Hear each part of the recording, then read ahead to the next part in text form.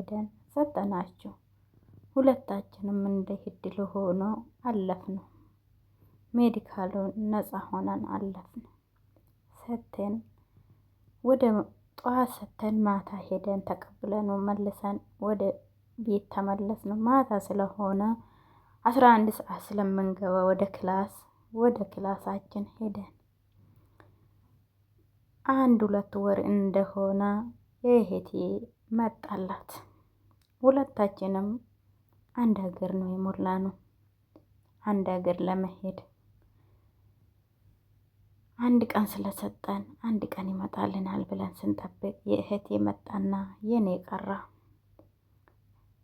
በእንባ ተራጭተን እህቴን ሸኘዋትና ወደ ቤት ተመለስን። ከዛም በኋላ እሷ ከ7ኛ ክፍል አቋርጣ ስለሄደች እኔ የተማርኩ እየጠበቅኩ ነበረ። ይመጣልኛል ብዬ እየጠበቅኩ ምንም አልመጣ። እየጠበቅኩ ምንም አልመጣ። ከዛም በኋላ እኔም ትምህርቴንም አላቋረጥኩ። ከዛ ቆየና የአረብ ሀገር አሰሪና ኤጀንስ ሁሉም ተዘጋጋ። ምንም አመት ሊሆንን 2 ወር ቀራ። ከዛም በኋላ እኔም ወደ ኤጀንሱ ሄድኩኝና እንደዚህ እኮ ቆየብኝ ምንድን ነው ብዬ ስጠይቃችሁ ስንት ወር ሆኗል አሉኝ። 9 ወር አልኳቸው። ከዛም በኋላ እሺ ይሄ እንቀይርልሻለን ይመጣል፣ ሌላ ፎቶ ይዘሽ ነይ አሉኝ። እኔም አላንገራገርኩምና ወደ ቤት ተመለስኩና ፎቶ ቤት ውስጥ ስለነበረኝ ሌላ ፎቶ ይዤ ሄድኩላችሁ። ከዛም በኋላ እንዳለ አረብ ሀገሩ በመሃል የሆነ ችግር ተፈጠረና ተዘጋ። እህቴም የደወለች አይዞሽ ትመጫለሽ ያሉኝ ያበረታቱኝ ነበርና ከዛ እሷ ከሄደች በኋላ እኔ አገሬ ላይ ሆኜ እየተማርኩኝ 2 አመት ቆየሁ። እህቴም 2 አመት ሆናት እዛ ከሄደች። ያ ሁሌ እየተደዋወለን እናወራ ነበረ። ትደውልልኝ ነበረና በቤት ስልክ ነበረ በዛን ሰዓት የምደዋወለውና እናወጋ ነበረ። ከዛም በኋላ እኔም ትምህርቴንም ያፈላለኩ ሌላ ከዛ ፓስፖርቴን ወሰድኩትና ሌላ እያፈላለኩ በዛን ሰዓት እንግዲህ በጣም አስፈሪም ነበረና ብዙ ሰው እዛ ከሄዱ እኮ ሰውን ያርዳሉ፣ ደላሎቹ መጥፎ ናችሁ እያሉ ያወሩ ነበር። ሰፈር ውስጥ የሚያቀኝ ሰዎች ፓስፖርት እንዳለኝ ስለሚያውቁኝ እኔ ልክሻለሁ አምጩ ፓስፖርት ግን እኔ ልክሻለሁ ይሉኝ ነበር። እኔ ግን እየፈራሁ የሳቅኩ አልፋለሁ። ከዛ አንድ ቀን የጎረቤታችን ነበረችና በጣም መልካም ሴት ናትና እኔ ልክሻለሁ ስትለኝ እሺ ወደ ትምህርት ቤት ሲሄድ ቆሞ ያወሩና ጠራችኝና እኔ ልክሻለሁ እኔ ድሮ ማውቃችሁ ሰዎች ናችሁና ስትለኝ እሺ አልኩኝና ወደ ትምህርት ቤት ሄድኩኝ። ማታ ስመለስ እንደዚህ ተባልኩ ብዬ አወራውና ፓስፖርቴን አንስቼ ሰጠዋት። ከዛ ፓስፖርቴን ከሰጠዋት በኋላ ብዙም አልቆየብኝም።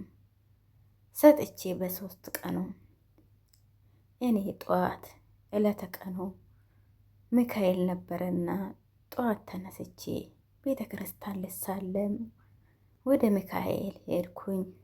እዛ ቁጭ ብዬ ጸሎት እያረኩ ሰንበት ነበረ ቀኑና እዛ ቁጭ ብዬ ጸሎት እያረኩ ስልኬ ተደወለ። ቤተ ክርስቲያን ስለነበርኩ ማንሳቱም አልቻልኩም። ከዛ ተደጋግሞ ስደወልልኝ ምን ተፈጠረ ብዬ አነ ሄሎ አልኳችሁ። ከዛ የት ነው ያለሽው? አሁኑ ነይና ወደ ሜዲካል ሄደሽ ሜዲካሉን በፍጥነት እንድትሰጪኝ ተባልኩ። ውስጥ እየፈራ ሚካኤል አንዴ ተከተለኝ እያልኩ ወደ ሜዲካል ኤርኩኝ። ወደ ሜዲካል ሲሄድ ተክለ ሃይማኖት ነበረና እኔ የሄድኩበት ሜዲካል ቅርቤም ነበረና ከዛ ቦታውን ስለማላክ ከሰው ጋር ሄድኩኝና ሂጂ ሜዲካሌም ንጹህ ሆናለኝና በሰላም አጠናቅቄ ወደ ቤት ተመለስኩና ከሰዓት ሄጄ ሜዲካሌ አሁን አለፍኩት። ከዛም በኋላ ሜዲካሌን ካለፍኩ በኋላ ወሰድኩኝና አንስቼ ሰጠዋትና እሷን በቃ በቅርብ ጊዜ ትሄጃለሽ፣ መዘጋጃትም አለብሽ፣ የሚያስፈልግሽ ነገር ማሟላት አለብሽ ስትለኝ ምንም ችግር የለም አልኳት። እኔ ግን ለቤተሰቦቼም ለእናቴ ለአባቴ ምንም ነገር አልተናገርኩምና ቤተሰቦችሽንም ቻው ልትይ ትችያለሽ ሄደሽ ወደ ክፍለ ሀገር ተባልኩኝና እኔ ግን ቤተሰቦቼን ቻው ማለቱ አልፈለግኩም ነበረና ከመጣ በኋላ እነግራችኋለሁ ብዬ ዝም አልኩኝ። አልነገርኳቸውም ነበረ ፕሮሰሱን እንደጀመርኩ። ከዛም በኋላ እሱ ከመጣ በኋላ እኔም ወደ ገጠሩም ደውዬ እንደዚህ እኮ ጀምሬ ነበር በቅርቡ መሄድ አይቀሩም ብዬ ተናገርኳችሁ። እነሱም እግዚአብሔር እርዳሽ ልትሄጂ አካባቢ መጥተሽ ቻው በይን አሉ። እኔም ምንም ችግር የለም እያልኩ ብዙም አልቆየብኝምና መጣ። እኔም ወደ ገጠር ለካስ ሳልሄድ በፊት በአስቸኳይ ስለሆነ እኔም ደውዬ ስነግራችሁ በቃ እኛ እንመጣለን አለኝና እህቴና ወንድሜና የእህቴ ልጅ መጡ። እኔን እስከ ቦሌ ድረስ ሸኙኝና እነሱም በሰላም ወደ ቤታችሁ ተመለሱ። እኔም ወደ ኤርፖርት የገባውና እነሱን ከተሰናበትኩ በኋላ እዛ ውስጥ ከገባው በኋላ ውስጥ እየፈራ የት እንደምትሄዱ የተባባሉ ሁሉም በፍራቻ ይጠያየቅ ነበር። በዛን ሰዓት እንግዲህ አረቦቹ ሰውን ያርዳሉ ተብሎ ይፈራ ነበረና ከዛም በኋላ እኛም እየፈራን ተጠያየቅንና እኔም ጠጋ አልኩኝና የት ነው የምትሄጂው ብዬ አንዷ ስጠይቅ እኔ ኳታር ነው የምሄደው አለችኝ። ከዛ ዝም ብዬ ቁጭ አልኩኝና አንዷ ብድግ አለችና መጣችና የት ነው የምትሄጂው ብላ ስጠይቀኝ እኔም ባህሬን ነው የምሄደው ብዬ ነገርኳት። እኔም እዛ ነው እኮ የምሄደው አብረን ነው የምንሄደው አለችኝ። ያን ቀን እኔና እሷ ብቻ ነበርን ወደ ባህሬን የምንሄደው። እኔም እሷን በኳታር አድርገን ወደ ባህሬን ልንገባ ወደ ኤርፖርት ገባን። ወንበራችን የተለያየ ስለሆነ እኔም ስንወጣ ተገናኘንና ኳተር ላይ ለ2 ሰዓት አልተቀመጥንና ወደ ባህሬን በረርን። እኔና እሷ ኳተር ቁጭ ብለን እኔ እኮ እህቶቼ ምነግራችሁ ነገር ብኖር አትዋሹ፣ ምን እንደሚገጥማችሁ አይታወቁምና እኔ እኮ ዘመድ ጋ ነው የምሄደው፣ እኔም እህቴ ጋ ነው የምሄደው ስትለኝ ነበረ። አይ ችግር የለም እኔ ባዳ ጋ ነው የምሄደው፣ እኔ እህቶቼ አንዷ ሳውዲ አረቢያ አንዷ ኩዌት ነው አለችው ብዬ የነገርኳት እሷ እኔ እህቴ ጋ ስለምሄድ ወደው እኮ እዛ እንደደረስኩ ስልክ ይገዛልኛል ስትለኝ ነበረን። ወይኔ ታድለሽ አልኳትና ጉዟችን ቀጠለን። ጉዟችን እንደቀጠል ባህሬን ደረስንና ሰዎቻችን ወዛው ጠበቁንና ወደው ወጣንና ከነሱ ተቀላቀል። ሁለቱ ናችሁ መጥቶ የወሰዱን። ሁለቱም ውጭ ቆሞ ነበረና ከሌሊቱ 10 ሰዓት ነበረና እዛ የደረስነው። እነሱም የእኛን ይዞ ወደ ቤታችሁ ተመለሱ።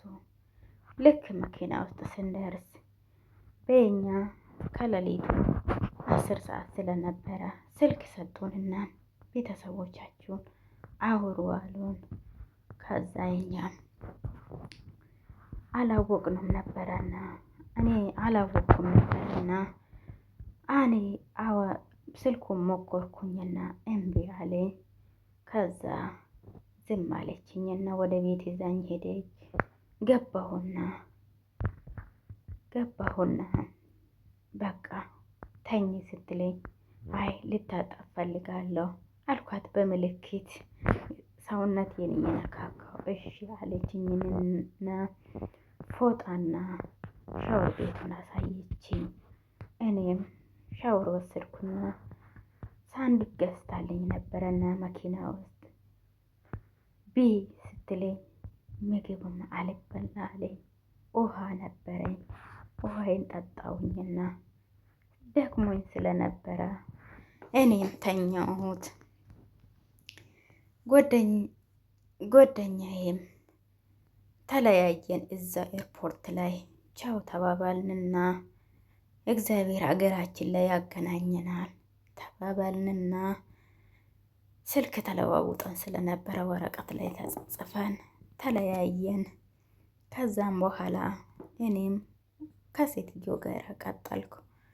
እቤት ገባውና ምግቡን የተገዛልኝ ምግብ አልበላ አለኝ። ምግቡ ሸተተኝ። ከዛም በኋላ እኔ ምንም አልበላም። ቁጭ አርጌ ተኛሁት። ደክሞኝ ስለነበረ እንቅልፍ ወሰደኝ። ከዛም ነጋ ጠዋት። እኔ ቤቱንም ማታ ስለገባው ቀጥታ ወደ ፎቅ ይዛኝ ስለወጣች ምንም አላውቅም ነበረና እኔም ጠዋት ተነሳውና የተኛሁት ከልጇ ጋር ነበረና እኔም ጠዋት ተነሳውና ፊቴን ታጥቤ እሷ ላይ ማብራት እንዳላበራም ፈራውና ቁጭ አልኩት። ከዛ እሷ አትንቀሳቀሱም። እኔ ተመልሼ ተኛሁት። ከቀኑ 6 ሰዓት ሆነ። ከዛም በኋላ ማንም ዝር አይልም፣ ሁሉም ተኝቷል። እኔም ዝም ብዬ ቁጭ አልኩ። መጨረሻ ላይ እሷም ተነሳች። ከዛም በኋላ እኔም እሷ ከተነሳች በኋላ መጀመሪያ ሆኖ ፊቴን ታጥቤ ሻወር ቤቱን አጣጥቤ ነበረና ቆሽሽ ብሎ ነበረና እሱን አንስቼ ሳሙና እቃ ሁሉ አጣጥቤ ነበረና እኔ ቁጭ አልኩት። ከዛም በኋላ ምንም አልተናገርኩም። ቁጭ እንዳልኩኝ እሷ በምልክት ታወራኝ ጀመር። እኔ ከፍቶኛልና ቁጭ ብዬ ነበረና ስልክ ደወለችልኝ። ስልክ ስትደውልልኝ በፊት ኢትዮጵያ ያለው ሆነ ጊዜ ተቸግራ ስልክ ያስደወልኳት የቤት ስልክ ነበረና ደብቄ ያስደወልኳት ልጅ ነበረች። ከዛም በኋላ ስናወራ በድምፅ አወቅኳት። እከሌ ነሽ አይደል ስላት እንዴት አወቅሽኝ አለችኝ። ከዛ በምልክት ስነግራት ለሰው ጥሩ ነገር መስራቱ ጥሩ ነውና እንደዚህ ስልክ ያስደወልሽኝ ልጅ ነሽ አለችኝ። አዎ አልኳት። ከዛም በኋላ እሷም ልጅቷን አገናኘኝ ስትለኝ አገናኘሁት። ስሟን ቀይራ ስለመጣች ነው እንጂ ከዛም በፊት እኔም በፊት እዛ ነበረችና እሷ በወረቀቷን አግኝታ ከዛ ቤት ስለወጣች እሷ ለልጅቷ ስጫት ስልኳን ስትል ሰጠኋትና ስማ እዚህ ላይ ቀይራ ስለሆነ ነው እንጂ እኮ እኔ ስላላወቅኩ ነው። የወንድሜ ልጅ ናት አደራሽን አለቻት። አረ ምንም ችግር የለም አለቻትና እኔንም ደግሞ ወደዛ የላከችው የአጎቷ ልጅ ናትና አደራ አለቻት። ምንም ችግር የለም አለችው። እሷም እኔም እሷን ካወራ በኋላ አለቀስኩ። ሆነ ነገር ተሰማኝና ሳለቅስ ቆየውና ትንሽ ቆይታ ሴትየውም ተነሳች። እሷን ስትነሳ እኔን እየያዩ ምስኪን ይሉኝ ነበረ። እኔ ደግሞ በቃ ሆነም ሌላ ነገር መስሎኝ ነበር። እኔም ቁጭ ብዬ ያለቀስኩ። ድጋሜ ደወሉላት። ምን እንደሆነች አላውቅም። እያለቀሰች ነው። ምን ሆና ነው ጠይቂ ስሏት፣ ከዛ ምን ሆንሽ ስትለኝ ምንም አልሆንኩም አልኳት። ከዛም በኋላ እኔም ውሃ ጠጪ አለችኝ ልጅቷ፣ ኢትዮጵያዊ ልጅቷ ማለት ነው። ከዛም በኋላ እኔም ውሃውን ጠጣሁና ምግብ ቤት ስሉኝ እምቢ አልኳችሁ። ምግቡ ቤቱ ሁሉ ይሸተኝ ነበር። ከዛም ቁጭ አልኩኝ። ምንም አላሳዩኝም እና ስራ እኔም ቁጭ ብዬ መጨረሻ ላይ ሴትዮ ጠራችኝ። ከዛ ሌላ ሰው ጋር ደወለችልኝ፣ አስተርጓሚ ጋር። እሷ ሴትዮ ስራውን ላሳያት ያለች ነው አለችኝ። እሺ አልኳት። ቤት ወልዊ ስትለኝ እሺ ታሳየኝ እወለውላለሁ አልኳት ለልጅቷ። እሷ ሴትዮ ያለችኝ በምልክት ያሳየችኝ። እሷ ደግሞ ኢትዮጵያዊ ናትና በቋንቋዬ ለምንድን ነው ቁጭ የምትዩ? ልትቀመጪ ነው የመጣሽ? ልትሰሪ እኮ ነው የመጣሽው። ለምን እስካሁን ቁጭ አልሽው? ብላ ተቆጣችኝ። እኔ እኮ ቤቱን አላውቅም፣ ሌሊት እኮ ነው የገባሁት፣ ምንም ስላላየሁት ነው አልኩኝና መለስኩላት። ድጋሚ አለቀስኩኝ። ከዛም በኋላ የሴትዮ ልጅ አየችኝና ልጅቷ አደራ ስላለችያት ድጋስ ለሁለተኛ ጊዜ ደወለችላት ልጅቷ ጋር። ምን ሆነሽ ነው ስትለኝ ሴትዮ እኮ በአስተርጓሚ እንደዚህ አለችኝ። እኔ ምንም ስለማላቅ ዝም አልኩኝ። ቤቱን ስለማላቅ ቁጭ አልሹ ብላ ተቆጣችኝ ብዬ ስነግራት፣ ከዛ ሴትዮ እኔ እኮ እንደዛ አላልኳቱም እሷ ናት እንጂ ያለችው አለቻት ለልጅቷ። ከዛም በኋላ እኔ ምንም አልተናገርኩም። ይሄው ከተማም ስለቆየው ብዙም አልተቸገርኩምና ቤቱንም ጠርጌ ወለወልኩትና ሴትዮይቱ ምሳ ሰራች። እኔም እቃ አጣጠብኩ። እቃ ስታጥቢ ጓንት ልበሽ አለችኝ።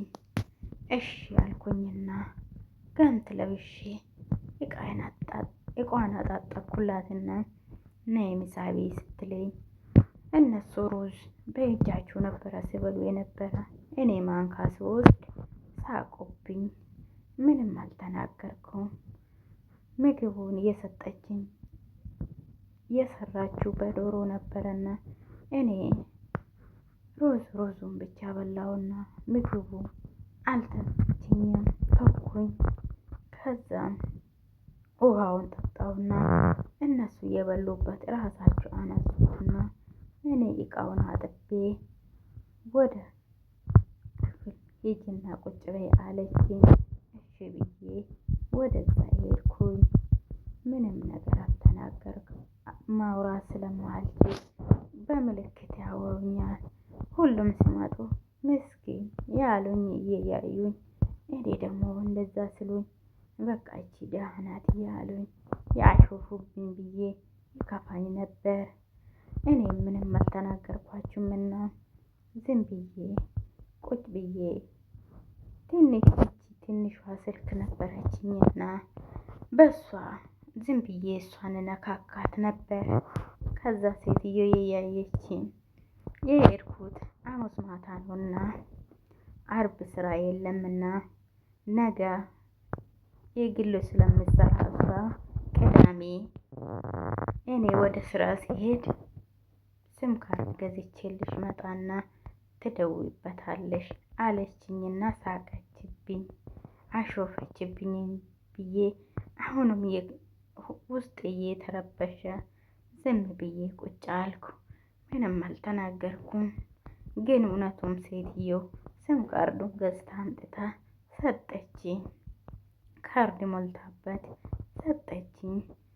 እኔም ምንም ነገር እንትን አላልኩም። ቤተሰቦቼ ጋር ደወልኩ።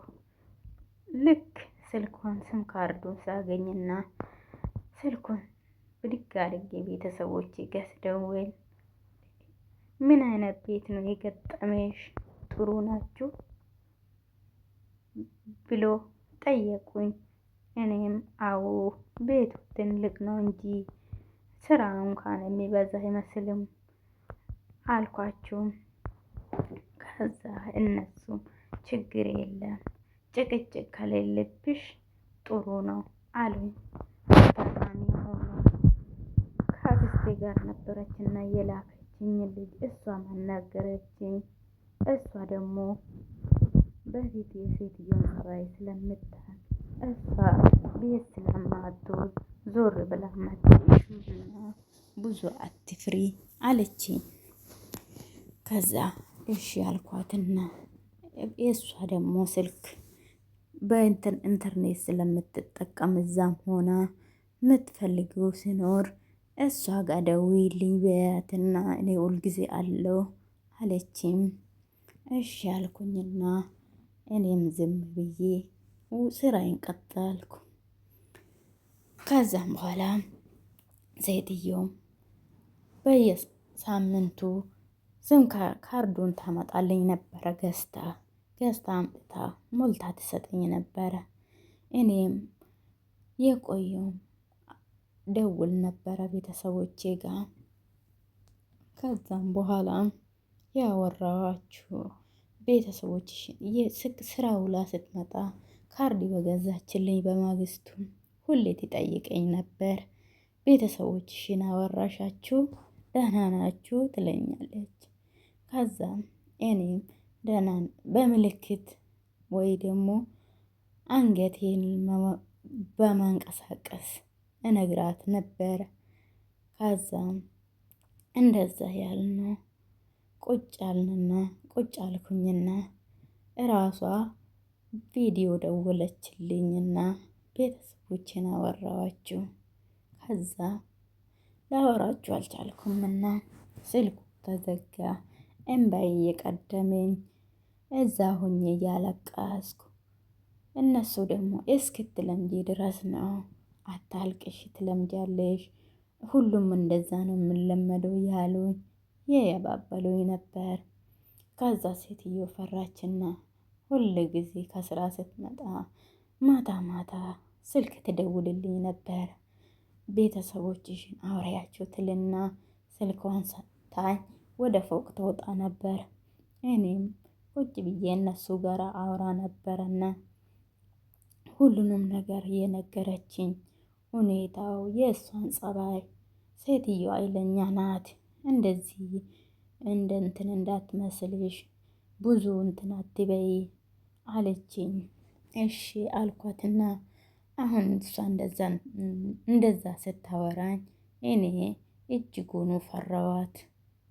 እሷ ወደ ማር ቤት ስትገባ እኔ የሸሸሁት ወጣለሁ። ከዛም በኋላ በዛን ሰዓት ብዙ ነገርም ስለሚወራ አረቦቹ ሰውን ይገላሉ፣ ለመግደል ነው ሰውን የሚሉት ወሬ ስላለ በጣም ሸሻችሁ ነበር። እኔ ከዛ በፊት አላየሁትም ነበረና አንድ ትንሽ ልጅ እኔ ግቢ ውስጥ ግቢ ያጠብኩ ወደ ቤት መጣ መሰለኝ ከሌላ ቦታ። እኔ ግቢ አጥቤ ስገባ ነይ አለችኝና እዛን ወደ ቤት ገባች። ልጁ ተጠቅልሎ ተኝቶ ነበርና ብርድ ልብሱን ገለጥ አድርጋ ስታሳየን በቃ የገደለችው ሰው ነው የምታሳየኝ ብዬ እጅጉኑ በጣም ተደናገጥኩኝ። ከዛ ምን ሆነሽ ነው የኔ ቤቢ ነው ስትለኝ ከዛ አንገት በመወዛወዝ አናገርኳት። እንደተለመደ በአንገት ነበረና የምናወራ አንገቴን ያወዛወዝኩ እኔም አናገርኳትና እኔ ስለደነገጥኩ ወደ ውጭ ወጣሁ። እኔ ያስደነገጠኝ ብዙ ጊዜ አረቦቹን ሰውን ለመግደል ነው የሚወስዱ ተብሎ ስለሚወራ ነበረና እኔም ወጣሁኝና በምተኛበት ክፍል ቀስ ብዬ ገባሁኝና ውሃ ጠጣሁ። ከዛ